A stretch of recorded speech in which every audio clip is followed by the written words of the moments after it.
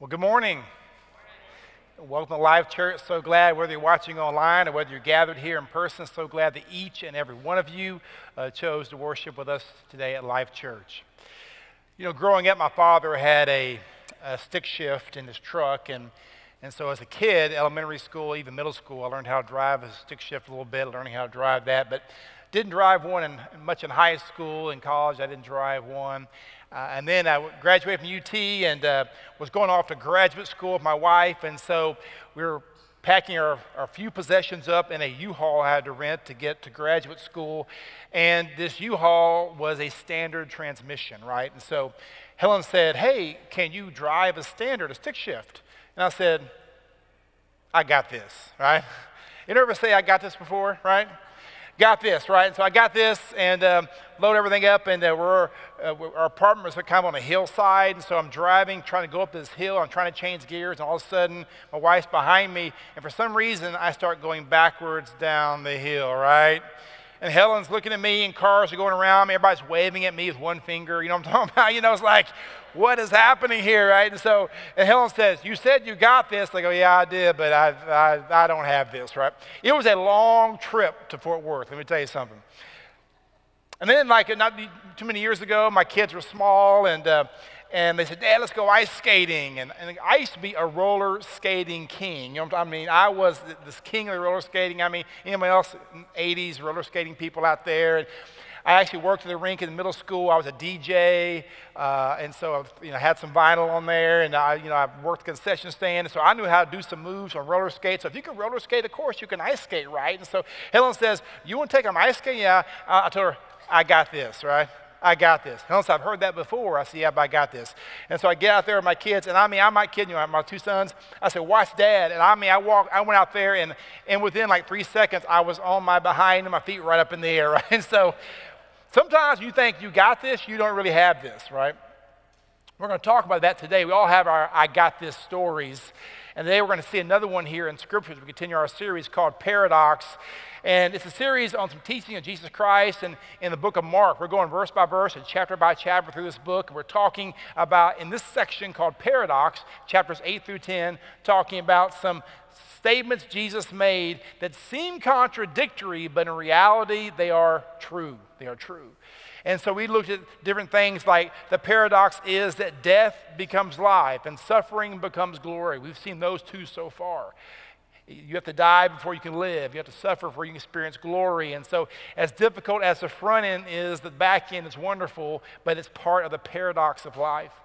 We are still in the Caesarea Philippi area where we're still north of Israel, the map you see on the screen behind me, and we are over 100 miles from Jerusalem, which is way down here, and we're way up here north of the Sea of Galilee, and they just had this magical moment on the mountain. If you were here last week, I heard about the Transfiguration where Jesus Christ is transformed on this mountain before the people, before Peter, James, and John, and up there on the mountain with him. It's kind of a mysterious moment. They had this kind of mountaintop experience. They go from mountaintop experience now into the valley, right? And they come down and it is chaotic. They come down to a scene of chaos and confusion, debate and division is what they walk into. Anybody ever go to a church service and go, "Man, I feel really great about the church service and God spoke to me," and then by Monday you are just dragging? Anybody ever go through that? Mountaintop to valley, that's what happens right here in our text today. So we're in Mark chapter 9, verse 14. Then they came, talking about Jesus and Peter, James, and John, to the other disciples, the other 9. They saw a large crowd around them and the teachers of the law arguing with them. And so it's the next day, Luke tells us. They come down off the mountain and they walk into an argument. They go from glory to reality in a matter of just moments. And the juxtaposition between these two stories is pretty incredible. Mountaintop to valley, glory to suffering, holy wonder to unholy horror we're about to see, and then kingdom of God on display and kingdom of Satan on display. That's what they're experiencing. A dramatic scene we're about to look at of demon possession and the 9 disciples' inability to deal with this demonized young boy. And so they're there in the Caesarea Philippi area out of Israel, and yet a crowd has already gathered. And so even outside of Israel, people are being drawn to Jesus. Even teachers of the law, religious leaders, way outside of Israel, they've gone out over the boundary line because Jesus is a concern to them, and they're watching this argument happening. And we don't know what they're arguing about. Who knows what they're arguing about? But probably what they always argue about with the disciples, the ways of Jesus. This new rabbi and his new teaching, probably arguing about that. But also, I could guess today, they probably are also arguing about the fact that disciples were unable to cast out this demon, and now they're using that as a platform to discredit Jesus. And say, look, he's not real. They can't even cast out the demon. And so in Mark 15, it says, as soon as all the people saw Jesus, they were overwhelmed with wonder and ran to greet him. And so they're overwhelmed, and they run, and like when Moses came down off the mountain in the Old Testament, he was his countenance was radiant. Maybe Jesus coming off the Mount Transfiguration, maybe he had this residual, this residue, this lingering radiance perhaps, and so they're drawn to him. The word actually means to be awestruck, like a teenage girl watching a pop star, right? And they're drawn and they flock around Jesus when they see him come off the mountain. Verse 16, what are you arguing with them about, he asked. He comes down in this chaotic scene, religious people arguing with disciples, and he says, what are you arguing about? And no one answers. Religious leaders don't answer, disciples don't answer because they know they're in trouble because they couldn't cast out this demon. But somebody in the crowd speaks up in verse 17. A man in the crowd answered, teacher, I brought you my son.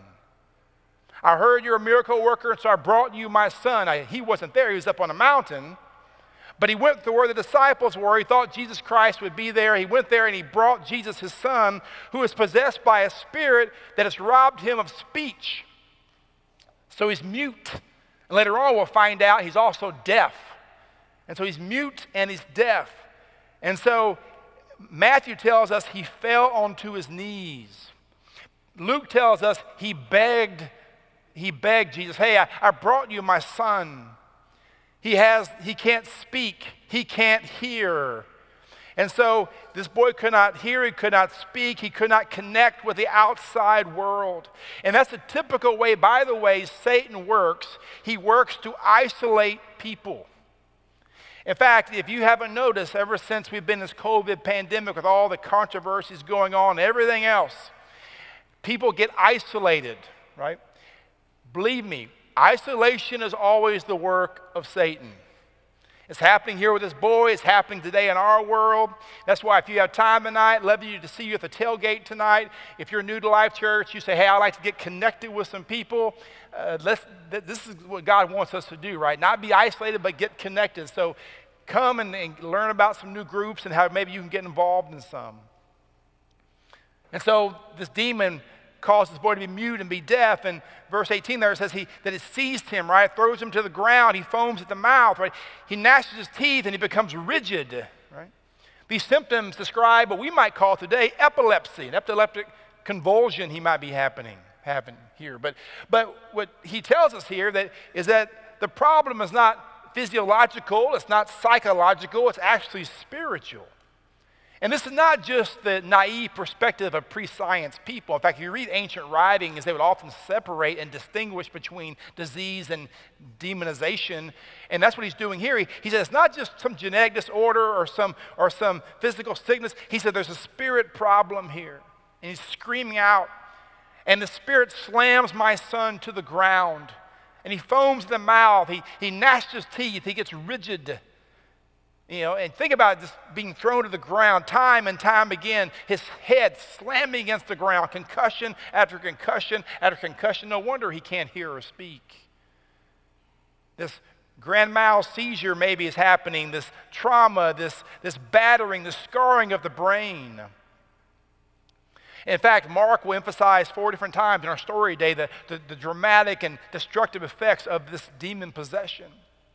And we're talking in the series how God opens our eyes, and God does open our eyes.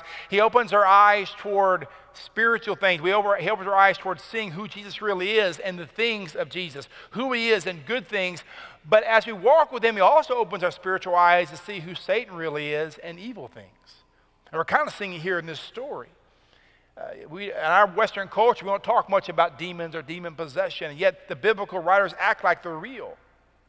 And it's probably because in Western sophisticated cultures, Satan has gone through a covert operation where he's disguised himself as angel light. He kind of operates behind the scenes. But in third world countries like this here and back in time where people embraced spiritism, man, those demons were on basically an all-out blitz when it came to Jesus.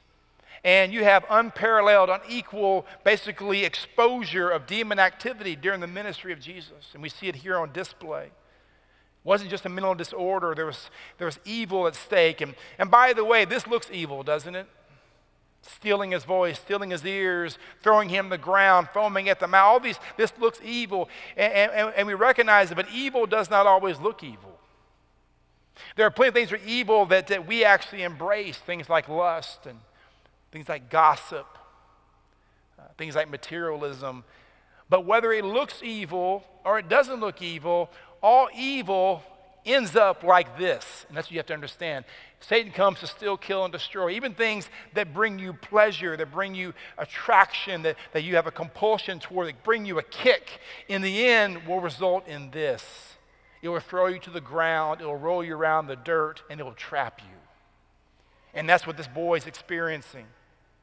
And of course, the problem in verse 18 is, I asked your disciples to drive out the spirit, but they could not. You weren't here, you were somewhere else. He was up on the mountain. So I asked the other 9 guys to try cast out the spirit, but they were not able to do that. I begged them to, but they could not do it. Now we know earlier, that in a few chapters earlier, they were authorized to do this. He gave them power to go out and preach the gospel and to cast out spirits, and they actually did it earlier. And they said, we got this. But here, for some reason now, a few chapters later, they cannot do it. And they don't have the strength to do it. And this is probably why the religious leaders are arguing with the disciples. They're probably trying to discredit them because they failed to be able to do this. These nosy scribes were trying to point a finger. Ironically, these religious leaders were impotent themselves in dealing with the demoniac, but they were pointing fingers here at the disciples. When I read this story this past week, I was thinking, you have this scene here where you have this man describing in desperation the possession of his son. In desperation, he's standing there. And while he's standing there, you have disciples and religious leaders arguing amongst themselves. And I thought, man, if that is not sometimes the picture of the church, I'm not sure what is. Sometimes at church, we are arguing with one another about what is right, arguing against the world about what is wrong. And all the time we're doing that, people are staying in front of us in desperate need. This poor father. Can someone help me? And they're arguing amongst themselves, pointing fingers everywhere. What's going to happen? And yet, Jesus in verse 19 says, you unbelieving generation, how long shall I stay with you? How long shall I put up with you? And we're going to read through the story and make application points at the end. But here's kind of a preview of where we're going. The preview is, this is the big problem, unbelief. They lacked faith, or there was not a belief. And Mark and Luke in their gospel says they were perverted. Jesus says, you know, what twisted you so quickly where you don't believe now? The crowd, the religious leaders, the disciples, none of them were acting in faith. How long shall I stay with you, right? His aspiration, right? I got 6 months before the cross. I got to put up with you 6 more months, right? He's having a hard time with this. How long shall I put up with you? The weariness of Jesus. But thankfully, this desperate father standing there, Jesus would not leave this poor boy in spiritual darkness, because verse 19 it says, he says, bring the boy to me. Bring the boy. The word means to carry. He's probably so weak he couldn't even walk. And carry him to me, bring him to me. So they brought him. And the spirit, when the spirit saw Jesus, it immediately threw the boy into a convulsion, it says. And he fell to the ground and rolled around, foaming at the mouth. Again, we see it happening here. When the spirit sees Jesus, it has a last gasp. It realizes time is up. Now Jesus is here. Jesus is going to do me in. So a last gasp, and he throws the boy to the ground. Again, bangs him on the ground. We're told today football players can have maybe 3 concussions, and they're out. Right? They're done. There's no telling how many concussions this poor little boy had from being thrown and thrashed around and mauled by this spirit. And yet he's there on the ground, and this continual rolling around and foaming at the mouth and gnashing of his teeth. Maybe as a parent, you've experienced that. You've experienced a child who something has a hold of them. And maybe they're a teenager and they're going the wrong direction. They're making bad decisions. They're rolling around the dirt. They're trapped in something. You feel so helpless. And that's where this father is. And Jesus said in verse 21, he asked the boy's father, how long has he been like this? Interesting, Jesus did not have to ask that question. He knew the answer to that question. He knows everything. I mean, does it really matter how long he's been? It's not like the healing miracle Jesus requires, a statute of limitations, right? It's like, oh, it's been over 5 years, so I can't do it. It's not. Well, why would he even ask the question? I love this because you see the heart of Jesus here, because Jesus says, you're not just bringing the boy to a power, you're bringing the boy to a person. I want to hear your story. I want to hear what you've been through, Father. I want to hear what has happened to this boy. I'm seeing something in front of my eyes. I'm seeing him rolling around the dirt and foaming at the mouth. And tell me this story. He said, well, from childhood, as long as I can remember. We don't know why he had this problem, but for a long time he's had this problem. And it has often thrown him into the fire or water to kill him, he says. Matthew, in his parallel account, tries to soften it. And he said the boy has fallen into water. He falls into the fire, but Mark's more blunt. No, he didn't just fall, he was thrown. This demon's trying to kill him. And it throws him into the fire. There's open fires everywhere. You've been to third world country like Haiti or India or Africa where we go sometime. There are fires everywhere. That's the way they have fuel. That's the way they eat their food. There are open fires all over the place. And this poor father is having to follow his boy around who's constantly being thrown in these open fires or open wells or ponds or streams. And he's trying to protect this boy's life. He spent his whole life trying to rescue his son. It's a sad story. And we see a perspective of how long it's going on, all that's been happening. I don't know what you're going through, but if you have been stuck with something since your childhood, and you've been holding on to it, I don't know what that is, that evil thing, that broken thing, that thing that has a hold on you. I'm telling you, no matter how long you've had it, Jesus can deliver. That's the story here. How long has it been? It's been his whole life, and Jesus is about to do something spectacular for this boy.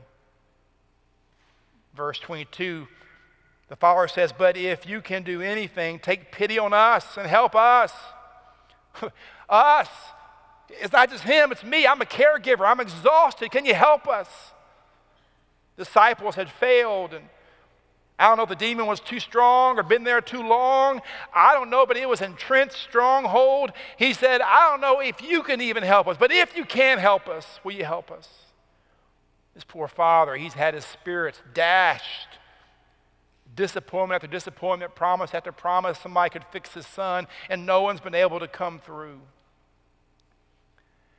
And again, reading the story this past week, I was just trying to put myself in the scene, and I was just thinking about how when we fail, when we fail to use God's power to do good in our world, it causes problems. We know what we're supposed to do. We don't do what God's called us to do. Like these disciples who failed in this moment, it causes problems. Not only were they humiliated, not only do we get embarrassed when we fail God, but we don't bring God glory. We give the opponents ammunition to critique and discredit, but we also hurt people's faith. This poor man, this father, his faith now has been damaged. He said, I'm not sure even you can do this. Can you do anything? Can you help us? Verse 23, Jesus says, if you can, said Jesus. If you can, everything is possible for the one who believes. I love it. He uses his exact words and turns it to the Father. If you can. No, if you can. It's not a matter of can I. That's not the issue. It's not an issue of my ability. It's an issue of my ability to work and to heal. It's your ability to believe. And he turns it back to the Father. Everything is possible for the one who believes. There are plenty of people who Jesus healed who had no faith. There are plenty of people he healed who had little faith. And so the idea that you have to have great faith for God to heal you, we'll talk about this in a moment, is not true. But in this moment, he was looking for faith. Why? Because Jesus Christ is about to pass off the scene. He left him for one day to go to a mountain, and out of his presence for one day, they failed already. He said, I'm about to leave for a lot longer than that, and you're not going to see me anymore. I need to know that you believe. He's telling his disciples. Remember, this is not, his healing ministry is over. This is not a public ministry. He's just training his disciples right now. You guys have got to believe. Don't be like the unbelieving generation around you. You got to believe. And we are in the same shoes as the disciples. We can't see Jesus. We can't touch Jesus. The only way, a connection we have with Jesus is to believe. And he says, everything's possible for the one who believes. Verse 24, immediately the Father exclaimed, I love this, I do believe. Help me overcome my unbelief. He exclaimed it. In the Greek, the word means shouted, screaming. Why is he screaming? Because religious people are arguing and fighting. His son is yelling and rolling around the ground and gnashing his teeth and foaming at the mouth. It's a chaotic scene. He screams over it all, I believe. Help me with my unbelief. And that confession, by the way, is the confession, if we're all honest, of every single one of us. A lady left the first service. She said, thank you, and she was in tears. I have so much doubt. I thought I could not have doubt. You told me today that I actually can. And I said, of course you can. You can't help but have doubt. God, I believe. What an honest confession. An honest self-assessment. I believe, but help me with my unbelief. I love God's will, but I also love my will. I love your kingdom, also love my kingdom. I live in your strength, but also want to live in my own strength. And every true disciple will wrestle with belief and doubt. And that's what he's talking about here. This poor father, caregiver, exhausted. He said, my faith is now as exhausted as my body is. I can't believe. And remember, he's on his knees in front of Jesus. He's begging, and there on his knees, he confesses both belief and unbelief, honesty and humility, helplessness and hopefulness. I believe, but help my unbelief. Verse 25, when Jesus saw the crowd was running to the scene, he rebuked the impure spirit. You deaf and mute spirit, he said, I command you, come out of him and never enter him again. Evidently, he had pulled this man aside somehow and pulled his son aside. Remember, this is no longer a public ministry anymore. This is all for the disciples. He pulled them away from the crowd to do this healing, but the crowd saw him. They started coming toward him again, and he said, man, they're coming again. So I got to make this quick. And he rebukes the unclean spirit, the deaf and mute spirit. Come out and never come back again, he says. And sometimes you know in the Bible demons would leave and they would come back. And he said, never come again. Verse 26, the spirit shrieked, convulsed him violently, and came out. The boy looked so much like a corpse that many said, he's dead. A final protest. The demon shrieks. First time we hear from the demon. The demon causing the boy to be mute, was mute himself until his last moment. He shrieks, and this ultimate last gasp, he convulsed the boy violently and strong spasm. He falls on the ground, and he's exhausted, this boy is. And they thought he was dead, just lying there on the ground. Demon comes out of him, the boy's laying there, and they say he's dead. Verse 27, though, says Jesus took him by the hand and lifted him to his feet, and he stood up. I love that. They said he was dead, but Jesus. That's a great transition, isn't it? Have you ever thought something was dead in your life, but Jesus? I thought my marriage was dead, but Jesus. I thought my kid was never going to turn back to Jesus, but Jesus. I thought this wasn't going to happen, but Jesus. And this but Jesus moment happened here. And Jesus reached out his hand, and he lifted to his feet, and the boy stood up. He had his strength again. The demon probably thought he'd killed the boy in the last final stand, and the boy was lying there dead. And the demon probably thought he had won, but what a beautiful picture of resurrection. Breaking of Satan's power is like death coming to life. It reminds us that the evil can win the day, but evil never has the last word. Ultimately, Jesus will always win. Even in the face of death, when we die, death becomes life. Suffering becomes glory. All of us one day are going to be on our deathbed, and on your deathbed, here's what you need to do. You need to see Jesus' hand coming towards you, and he will grab you, and he will lift you up. It's a beautiful picture of resurrection, and that's what's happening to this boy. He's up now, and he's been healed. Crowds go away. Father rejoices with the son. They go away. In verse 28, after Jesus had gone indoors, his disciples asked him privately, why couldn't we drive it out? Great question. Why couldn't we do this? The elephant in the room is, hey, we're in private now, and we've been wanting to ask this question for a long time now.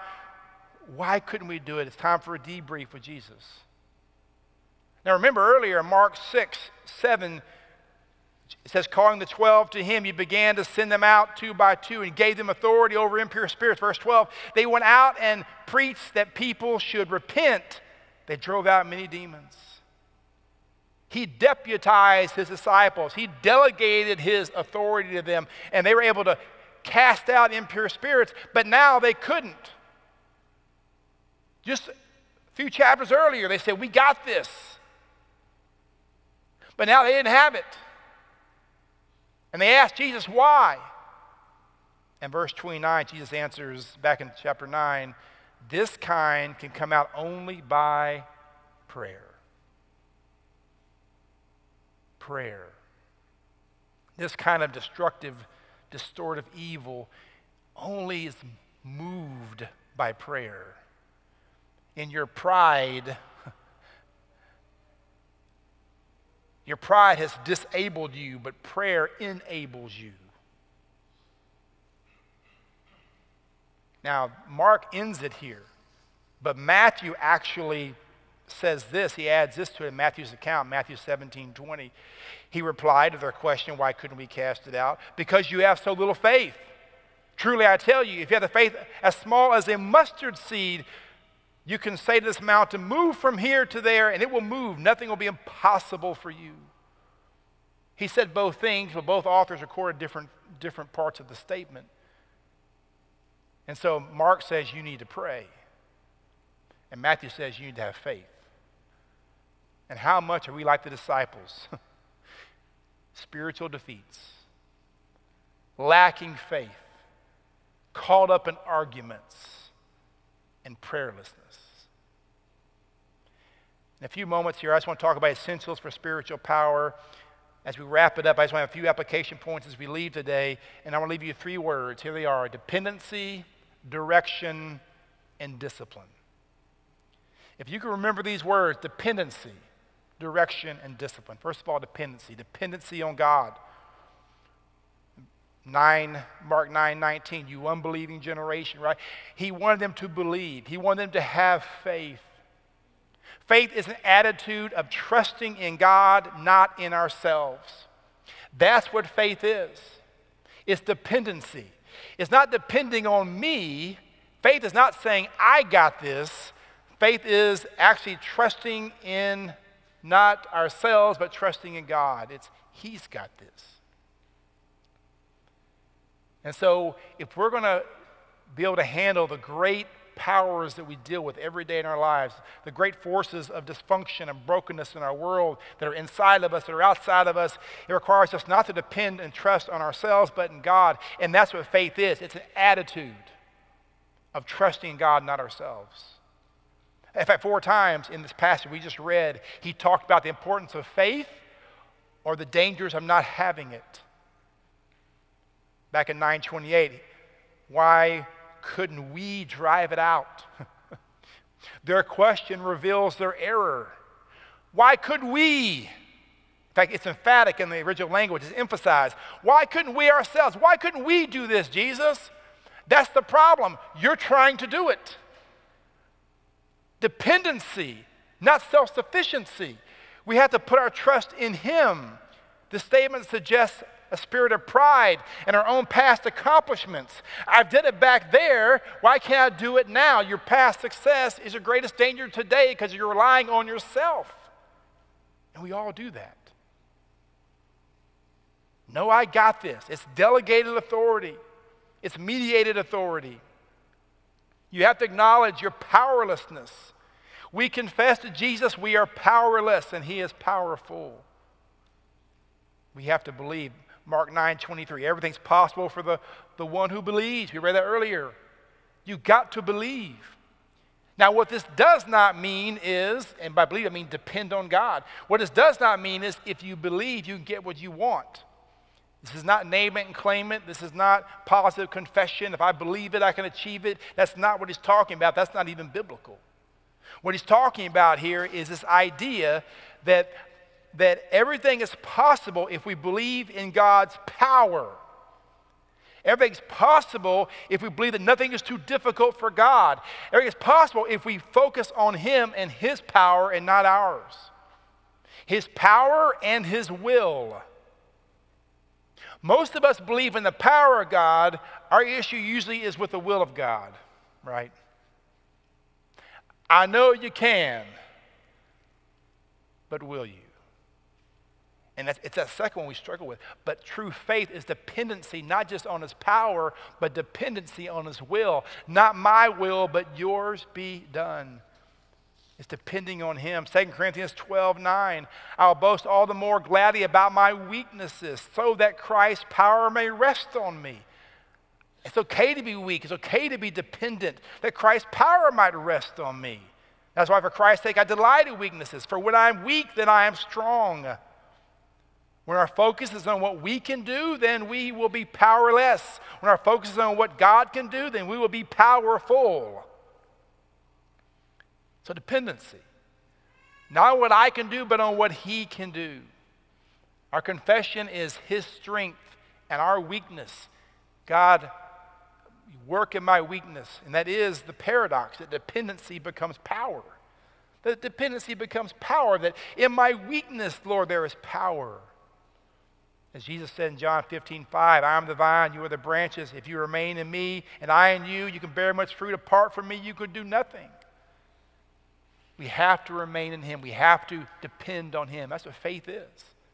Depending on him, not ourselves. This is why self-sufficiency is a sin. Because when we depend on ourselves, we sin because we're no longer depending on him. And so dependency. How can we cast these things out? You have to depend on God.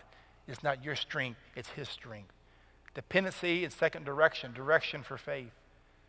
We saw it there in Matthew 17:20 in Matthew's account, because you have so little faith. He said you need a faith of a mustard seed. Just a mustard seed. And nothing can be impossible for you.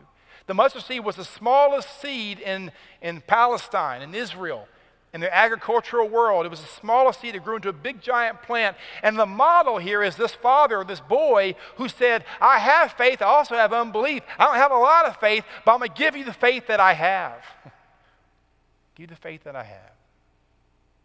People think all the time, I need more faith. I need more faith. You don't need more faith. You can take the faith you have and point it in the right direction. The focus is not the depth of my faith, but the direction of my faith. It must be directed toward Jesus. It's not about the quantity of your faith, like it's some kind of commodity you have to build up and stockpile. It's not the quantity of your faith, it's the quality of your faith. Is it pointed toward Jesus? It's not the power of your faith, it is the person of your faith. Is it pointed toward Jesus? Faith is not a commodity, it is a conviction of pointing the right direction toward Jesus. That's what faith is. The faith of mustard seed. Jesus says it will suffice.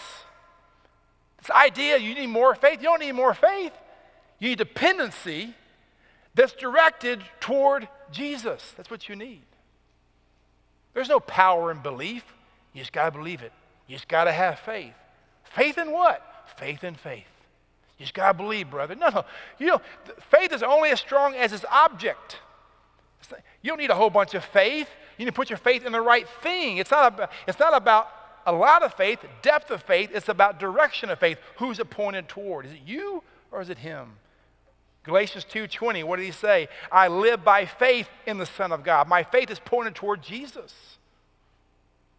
So small faith from believers is enough for big results from God. So if you're here today and you say, I believe, but help my unbelief, it's okay. Take the little faith you have, the mustard seed faith, and take the small faith. It's enough. If you point it toward Jesus, it will give big results.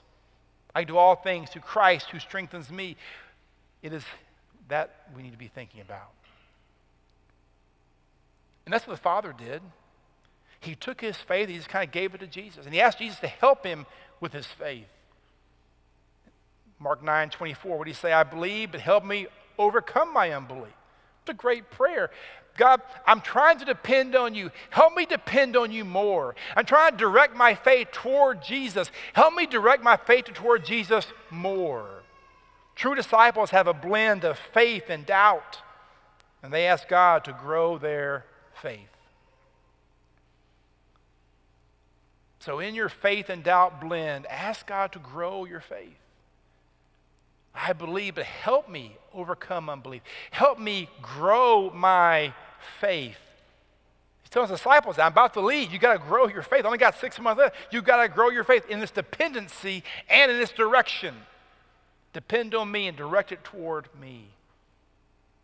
God does not want perfect faith from any one of us.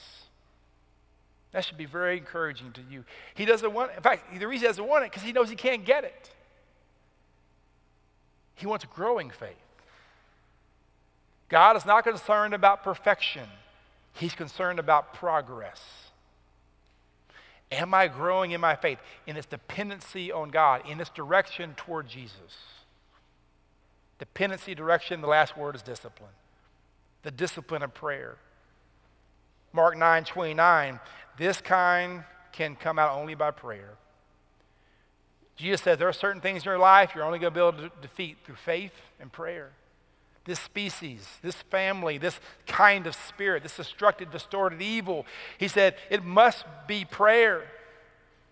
They had the authority to defeat this power. They did not have the appropriation, and they're different. We all have a certain authority, but do we have appropriation? We have authority. Are we appropriating that authority? How do you appropriate that authority? Through prayer. No substitute for prayer. It's interesting, Jesus Christ never prayed in this account, or any of the accounts, by the way, we read about of exorcisms we've read so far in the Gospel of Mark. He never prays before the exorcism, during the exorcism, or after the exorcism. He's not praying. In other words, he's not walking up in the moment and verbalizing some incantation, some mantra, some spell. This isn't superstition. Jesus, rather than praying just in the moment, Jesus prayed all the time. He was always praying. He didn't pray in the crisis. He prayed as a lifestyle. If we wait until the crisis for an SOS prayer, anybody do those before? God help me, right? Jesus says, you can't do it with that. There's got to be a discipline of a lifestyle of depending on him, of directing things to him. Not just when I get into a crisis in the moment, but all the time. And it's a challenge for us to do that. But prayer is faith turned into action. Prayer is faith turned into action. How do you know you actually have faith? You're praying. That's what it is. Faith is the attitude of dependence, but prayer is the action of dependence. Prayer is not just communication with God. If you're just communicating with God, you can do that with a friend. Prayer is an action of dependence. God, I am depending on you. I'm putting myself aside, dying to self. I'm putting myself in your hands. I'm depending on you. I'm directing things toward you. I want to discipline in my life to live in that posture. That's prayer. James 4:2 says, you do not have because you do not ask God. If we're not disciplined in our prayer, we're never going to have things. You have because you ask.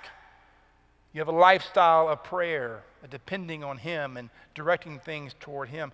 I believe that prayer, at least for me personally, is the most difficult spiritual discipline of all. I can read the word easier than I can pray. I can fast easier than I can pray. For me, prayer is the most challenging spiritual discipline. Here's why I think it is. It flies in the face of my self-sufficiency. When you pray, what you're saying is, you are God and I am not. Your will be done. I'm going to depend on you. If prayer for you is just asking God for things, that's easy. That's like going to Santa Claus at Christmas time, right? That's like going to the mall to see Santa Claus. But that's not what prayer is. Prayer is an attitude of dependence, where you're depending on Him and you're directing your heart toward Him. Dependency on God, direction for faith, discipline of prayer. That's what the story talks about. And I hope you take these home with you. And if you want some help on how these kind of fit together, you see kind of this image on the screen behind me of a reservoir, of a pipe, and of a faucet. The reservoir is God's power and God's will. It always exists. It can never be depleted. It's always there. His power is there. His will is there. It's always there. It does not disappoint. It is there. And yet, it does no good if you have no means to receive it. The pipe from the reservoir is faith. And so you have a pipeline of faith. And again, it's faith in what? Faith in the power of God. Also, here it is, the will of God. I know you can, but I ask you to do according to your will. That's what faith is. And notice the depth is not in the pipe. The depth is not in the faith. The depth is in God's power and God's will. The pipeline is just the direction that accesses God's power and His will. Faith's about direction and connection. The depth is in His power and His will. It's not faith in faith. You don't have faith in a pipe. You have faith when the pipe is connected to the reservoir. And the faucet is prayer. It turns it on.